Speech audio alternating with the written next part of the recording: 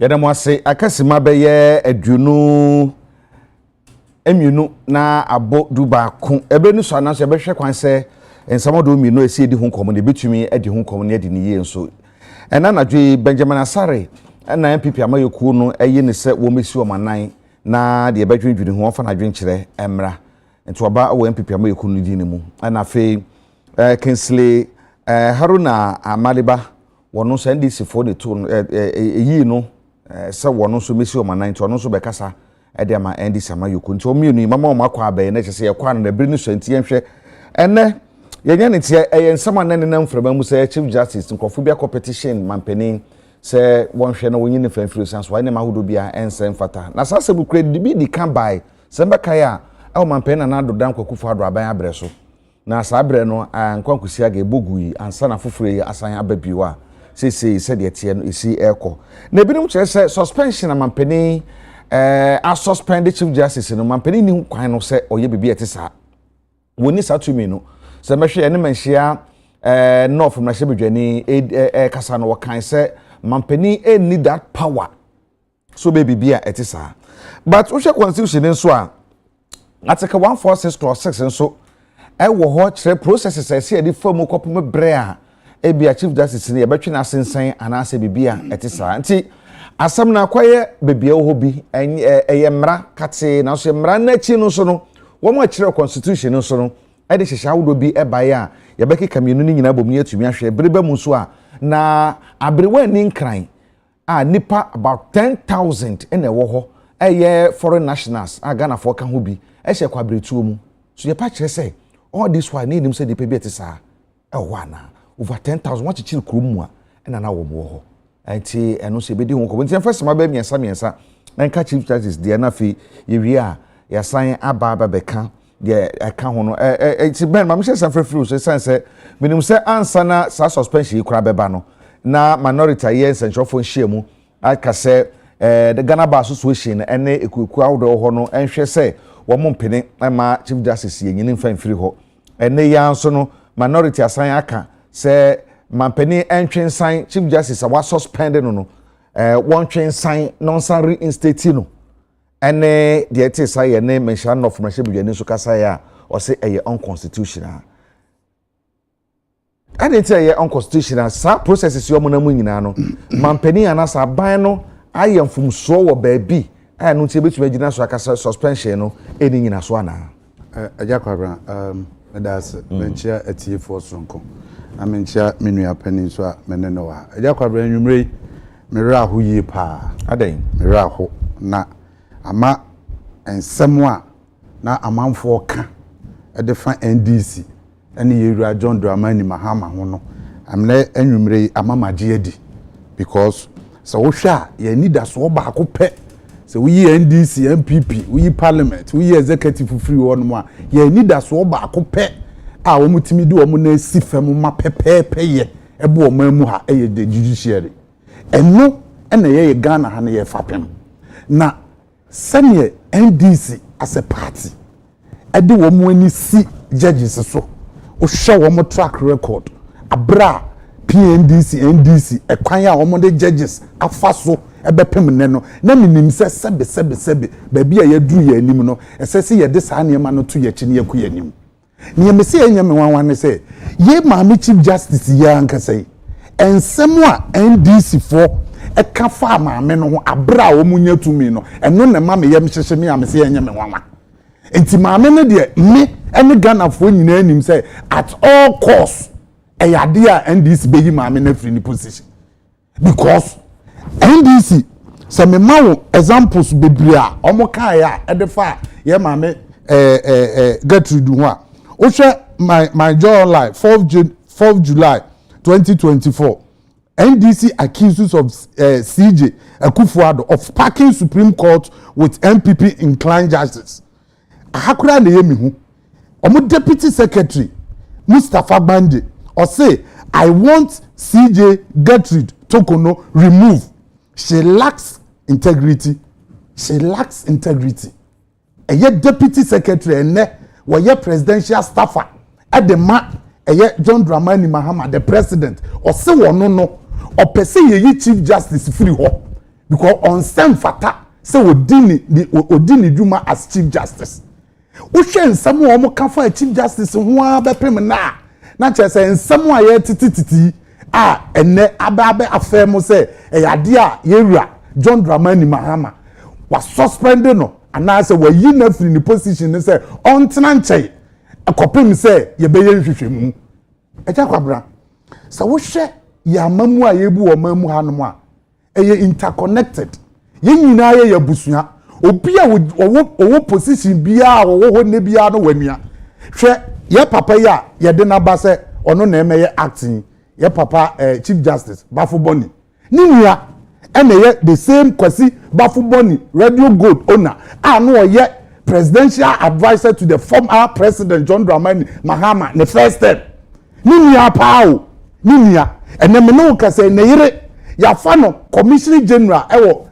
prisons wa fa ranks num no akwakoduru ho but say ye kono saa na che say obi a ye be ma na be di dwuma bo o man ni bia no still a ye betimi de wurawura mu akwakonya nsam a na che say ye the party affiliations e be akotake ni pa o kasa na mpese bi tie owi ansa na ma ba mu kakra se o man mra as constitution se de kire no se koba se ebia obi petition obi I hope say nya de dikan ni a ya petition obi a owo di breka sie bi ti sei so bi petition obi a ana so petition aban bi a processes a se efamu no wey any de dikan ana de to so mienu processes omo na mu wo mafom a oba bi ebetu aka say no nti de omo ye no enamra kwan so ana eja kwabra ye say Bible say ye wo bibia ho kwai enye ni nyina na se fataye enye se omo afum kwai so omo yi maame na firi ho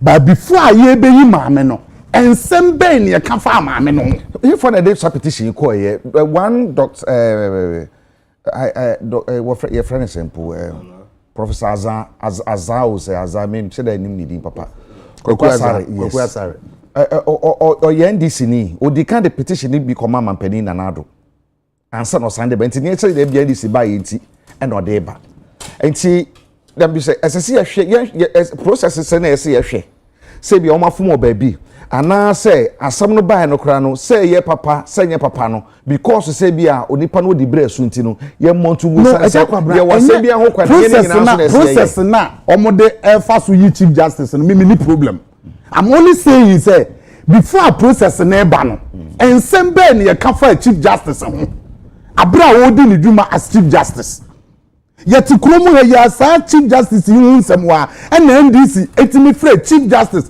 learned for so omo ye unanimous FC because omo akwa kodi e de asem akoko to amasem no ankwa amomo so I'm not talking about the process no de obi anim sem ra no wo ba nipa na wo de ne fa process num no nsem be na wo ka fa no ho ansa na wo bedi to me because ma yet ase say wo bedi to me a ye de ya CJ no obeko so what I say process na wo namu na no obi anu ni problem enti na say wa committee wo ho enti ahano say eye de ya chief justice no na wo be yi na free wo dada okay enti we de me example kito bi ansama ba amaleba so say de wo kani ebi asida ma me Charlotte say ye yi ni electoral commission we yi mpanyifa wo do bi free ho esa ne nema ba ko mienu miensa bi na so before MPP baba ban mu so no na ensam a ebinom so aka e de fa Charlotte say ho no ebre a ekoba ese nkofo bi petition Charlotte mampani na do sa abre no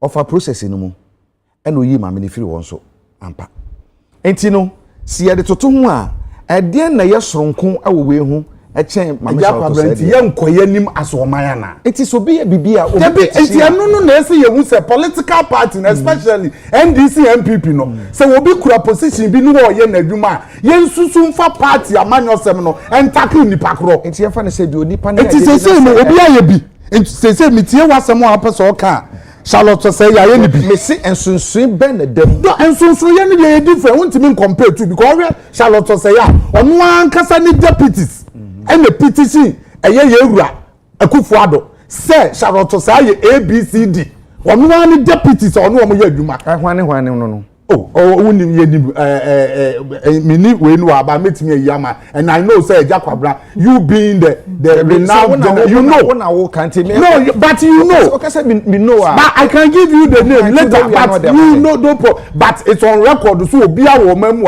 enim say ye ma me Charlotte say ono ankasa ni deputies a ono wo ye adwuma and the petition kokomo mampani say ye nhwehwe na asemu it is obi a ye bibi na say ye na dey nsam na NDC can at that time the fast to say me da say amali banti na come here say say kwan tene a anka wodan nto say tene say de ye kan omo say nsam a mudi kan kafa chief justice ho ansana sase me ba no na say predetermined mabom timu po say mamene de oba okwan bia mbafa so ayi na firi ho we no me pese ya sha de be nso kakra ya suspending no yenyi no dibre fininsem as chief justice yen hye sasam no nso se onye chief justice bio a okwa o ma bio no yenya nuru ho die ekoba nyina no e ka me se die mo kan ye mo nkofo ni bi kan ye ene se de unia kenkan ye no ene de amoye ni nei pe na se mabopon de ato dada na bancha tongum senior mamen mawajoda nchia minua ye hyem roha minchia abusuafo agibre ehwe yimre. In fact, for the avoidance of doubt, stated this for the record that President Mahama and suspended Chief Justice. Now I'll explain why I'm saying that. And for the record, NDC government, led by His Excellency John Dramani Mahama, have no interest in the judicial issues relative to the Chief Justice, whether so may continue in the office and carry out her functions or otherwise. Let the records also state here and now and reflect saying that MPP are buying free Akunyasho 4 months ni Umui. President Mahama take it over. About 5 months ago, Omampini Kufuado and a share process we are saying. We could have letter waha, Pacho Senior, so we that letter no. Dated 24th December 2024. The Republic of Ghana, Jubilee House, petition for removal of the Honorable Chief Justice of the Republic of Ghana, Her Ladyship Gertrude Saki Tukono CJ, pursuant to the provisions of Article 146 of the 1992 Constitution of the Republic of Ghana.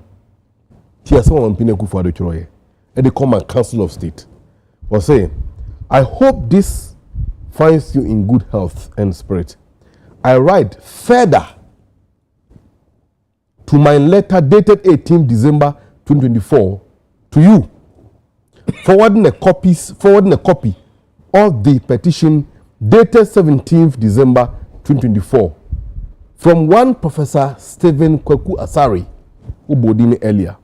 By a letter dated 20th December 2024, I forwarded a copy of the petition to the Chief Justice in line with the rules of natural justice and the right to a fair hearing for her response to the allegations made against her in the petition. By a letter dated 23rd December 2024, the Chief Justice submitted her response to the petition together with supporting evidence. I hereby forward the copies of the Chief Justice response and supporting document for your consideration. I would be grateful for the Council expeditious view on this matter. Sincerely, Nana Adodankwa Akufo-Addo, the Council of State, State House Accra, the chairperson Nana Otuo Serebour II. This is the beginning of Enyoma Yukremu. No precedent, by virtue of our constitutional structure, ya obeti me afri ono ane pem say may remove the Chief Justice from the office. No president can do that. See here. So we can constitution very carefully. As a student of law, I will not dwell on this partisan collaborative argument as so advanced by our opponent. But when you look at Article 1, Clause 1 provides that the sovereignty of the Republic, which means the powers to govern the Republic of Ghana, emanate from the people, in whose name and for whose welfare the powers of government, powers, or you see the word powers, plural. Why? Because there were three arms of government: the executive, the legislature, and the judiciary. All these arms of government exercise their power in a manner and in the limit laid down in this constitution. Indeed, for the welfare of the people of Ghana. Now, when you come to Article 146, which provides for the removal of the Chief Justice or the Justice of the Superior Court, which indeed, Article 125, which is the beginning of Chapter 11 of the Constitution, provides that the justice emanates from the people. And it shall be exercised by the judiciary, which is independent and sent onto the Constitution. I am making all these references to lay down the constitutional basis of which nobody can usurp the independence of the the legislature, the judiciary. Sorry. Now, when Akufo-Addo took office in 2016, 2017 as the Chief Justice, the President of Ghana, on December 16, 2018. Akufo-Addo, pursuant to the President Akufo-Addo then, former president now, but president then, pursuant to the provision of Article 146 of the Constitution, and invoke the three High Court judges who formed part of the Superior Court of Judicature on invoking or more appointment. We didn't hear the MPP making a loud noise they are making now because it satisfied them. Mampeni Nanado Sabre no Chief Superior Court judges 2, 3. No, 3. No, they were there already, but on revoke appointment. Mekuta sa publication with graphic online. President Akufo-Addo removed Utabderi, Ayisi Addo, and Habib logo from the High Court bench. Okay. This is December 16, 2018. As you can see, 3 High Court judges, or you move through, or suspended, or like he sacked them. Other media publications use the word sacked. NPP never made noise. Now, when President Mahama assumed office, and I have already demonstrated to you, say, the petitions were already forwarded to Mampeni Akufo-Addo. It's Mampeni Akufo-Addo, they are not more twaso. It is the same process. Because, sorry, see, when Akufo-Addo and MPP left office in 2017, and of course I stand to be corrected, but I am aware that the petition have been sent to President Mahama from 3 different group of people, or group of individuals, or group of, organizations, if I may use the word. 3 separate petitions have been directed against the Chief Justice. And pursuant to Article 146 of the Constitution, what the President has done, which the MPP at that time said, the President only serves as a conveyor belt. Mampeni Mahama, I convey the petition to the Council of State. And the Council of State at the petition also. And the Council of State have determined that there is a prima facie case so established against the Chief Justice.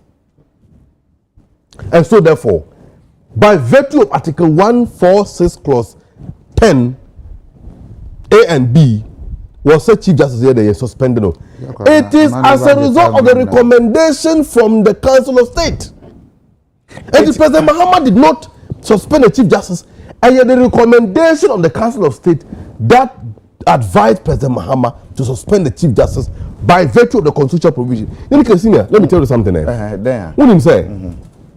Among the Council of State, Onipa Obu Akufo-Addo, money breaking the virginity of the state institutions relative to their constitutionally independent creation, and your former Chief Justice, Sophia Akufu. You know that? Oh, yeah, because no establishing the prima facie case against Charlotte Osei, which I'm saying that breaking the virginity. Exactly. I don't know. Can I continue? Until President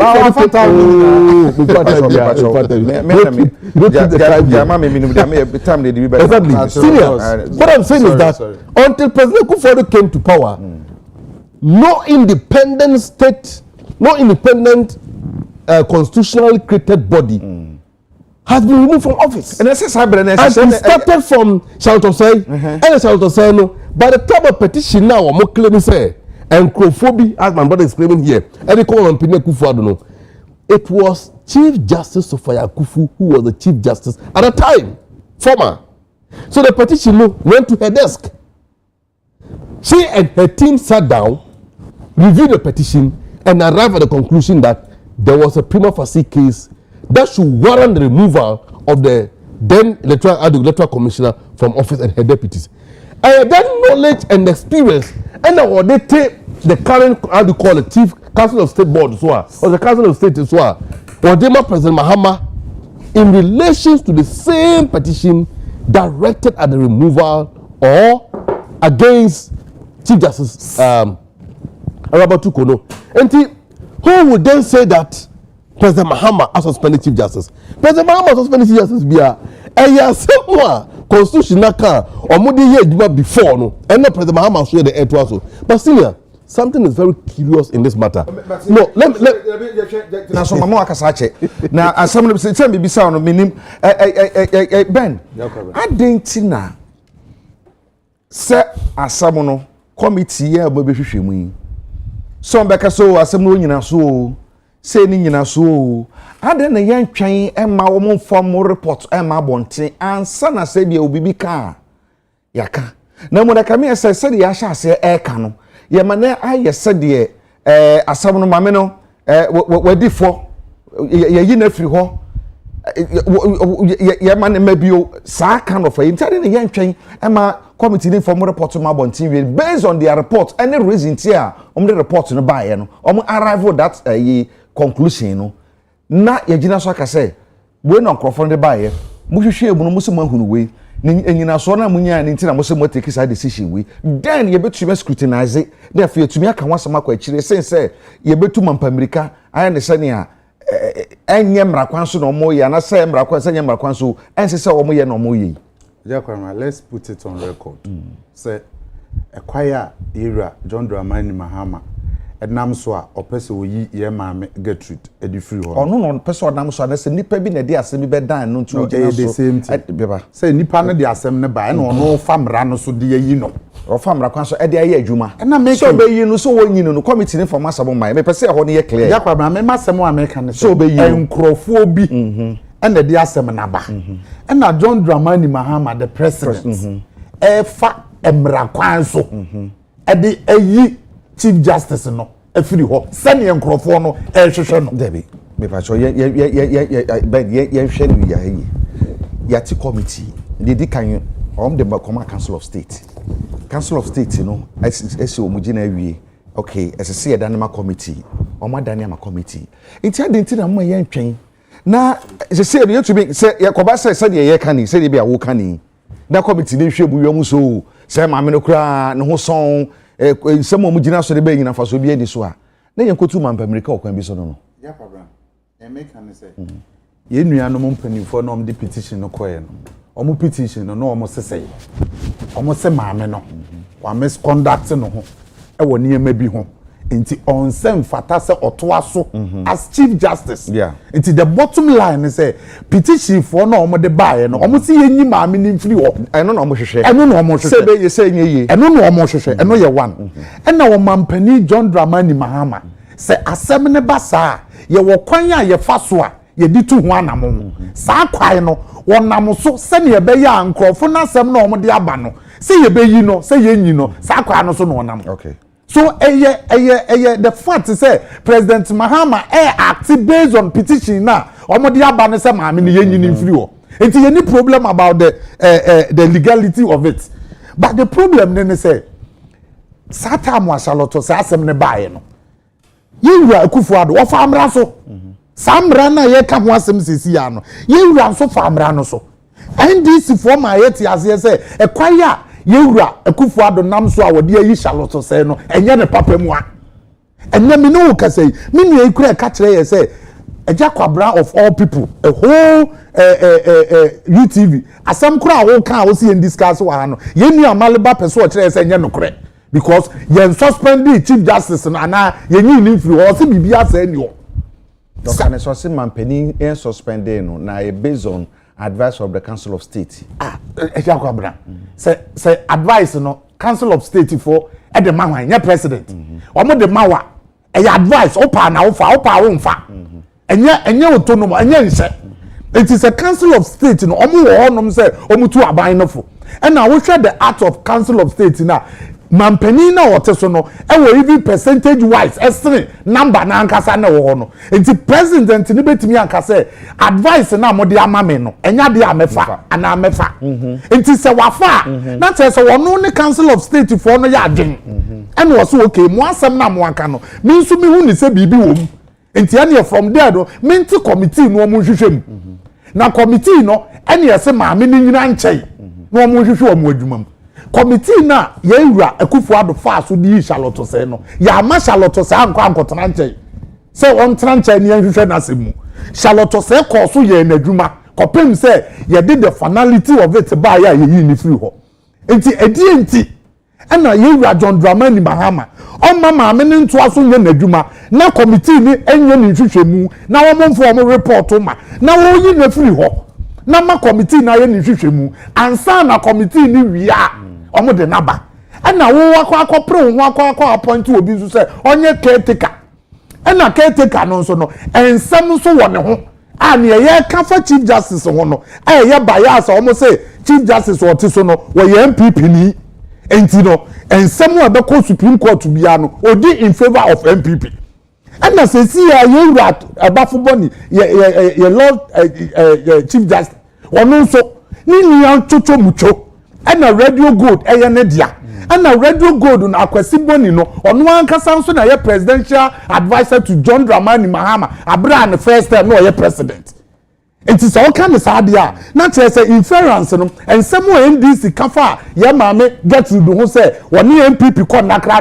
na tell say sa no omo dididi a na tell say ye papa Bafo Boni na tell say ono nso woni NDC wo nakra na enu tin na make say obi a ye be appointed wo mamu ha bia se woni dwuma emfa mo man ni bia no ofura busuam wo namfofo enti ye den ne political affiliations no wontimi ni mfiri ho eti me ba yenhwe no kwa we soso hwe se ekoba se bia onipa ne dibre na ye ama no osefata so oye na dwuma wo ye na dwuma na mumu no asem bia ba a nipa bi ka fa no ho ye fa se bia me wo fie ha bibi koso kofu bi di petition bia bre adwuma wura no se maye we okay omo hwehwem enti omo hwehwem no me nkotena nche ansa ana se mia me pemu kura no se de be ya minim sa me ho son me nya boni bia no okay father mate ye wura despite mase management mate se obi di petition se yaba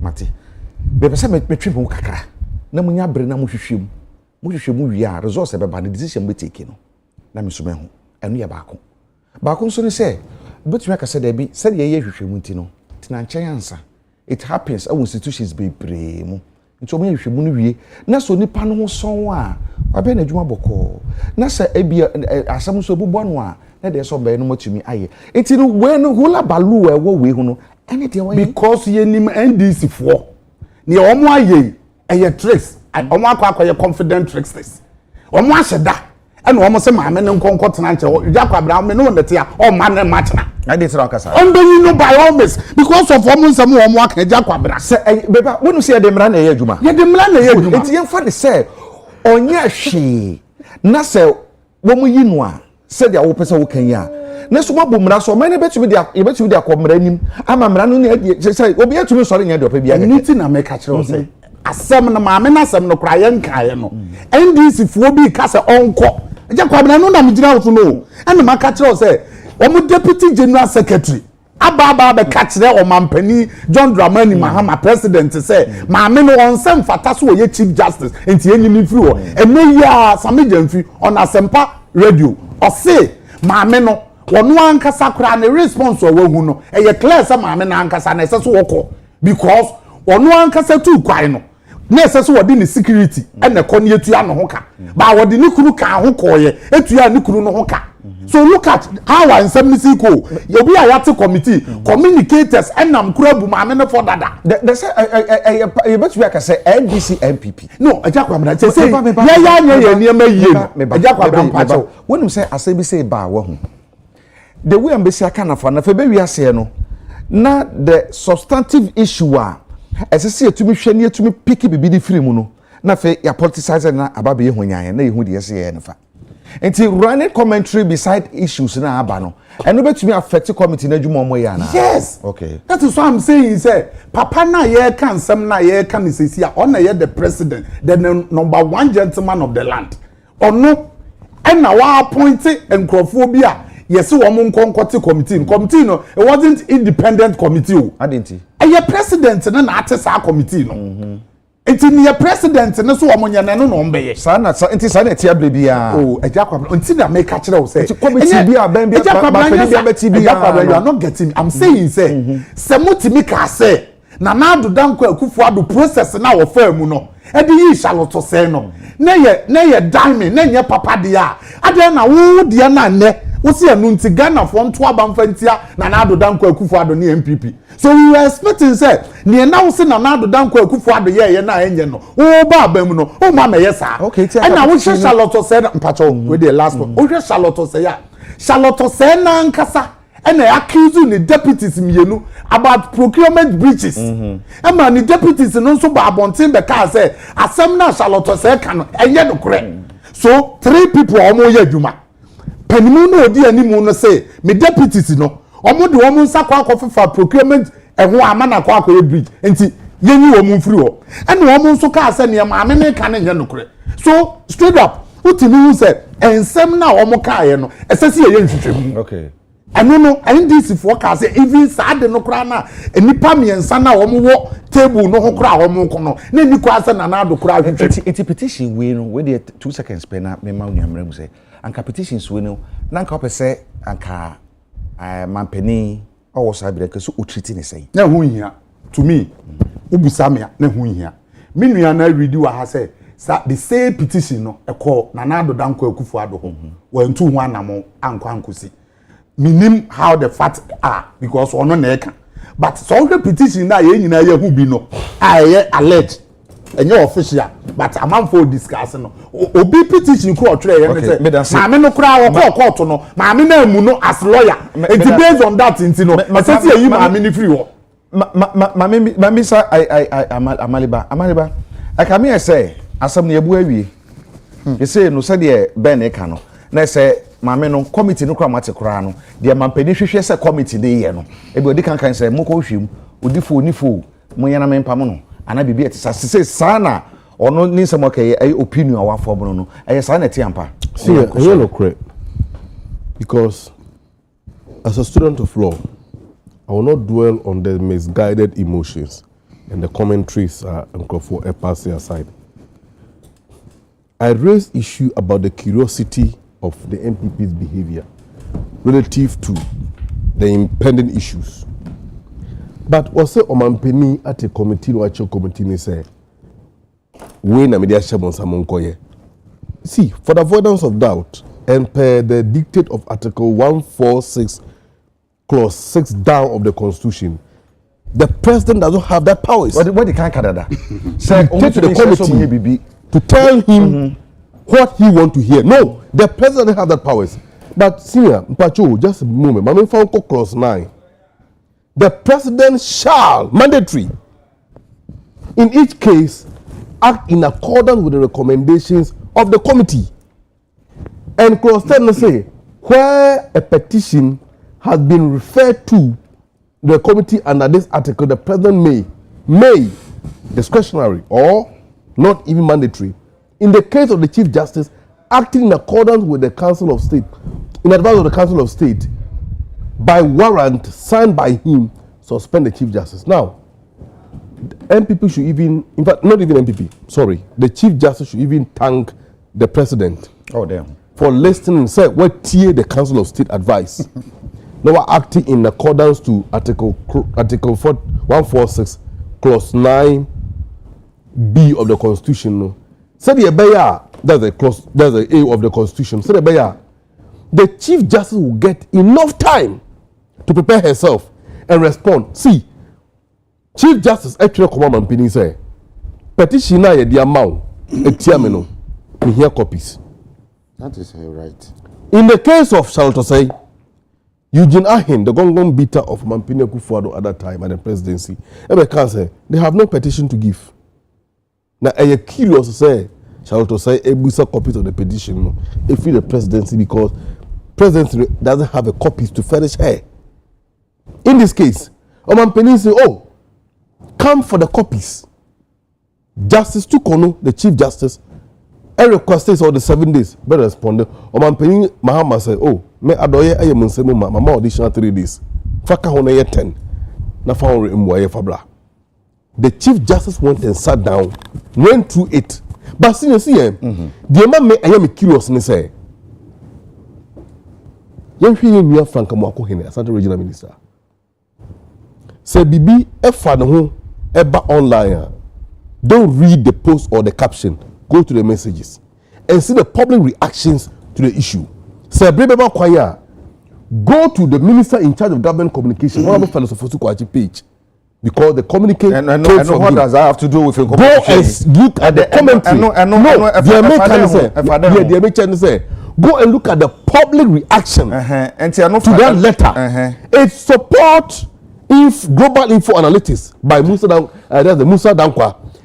Survey about 52% of the Ghanaian public say the Chief Justice ought to be removed from office. Public opinion. I agree with you, but the public opinion comes from the Ghanaian people. But senior, for me,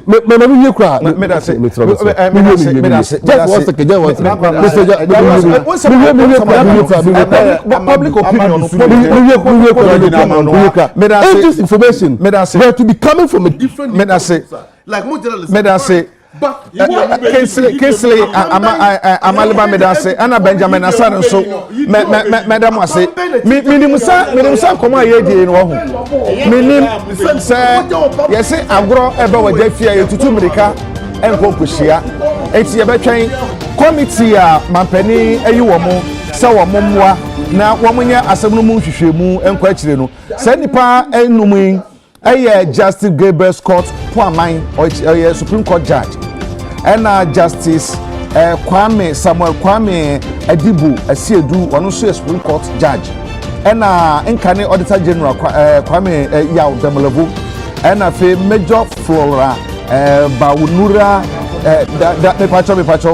Dalugu one also committee member and Professor James Sefa Ejisa one also professor in University of Ghana Legon. It is some phone no the Supreme Court judges you and about so the Dumaku about lecture and about former auditor general. Woman is young some Musa Bia and some more in a Sobiana. It's what we show me now some of the bar. Minimum say a petition ye benyabi. Recommendations Council of State by benyabi.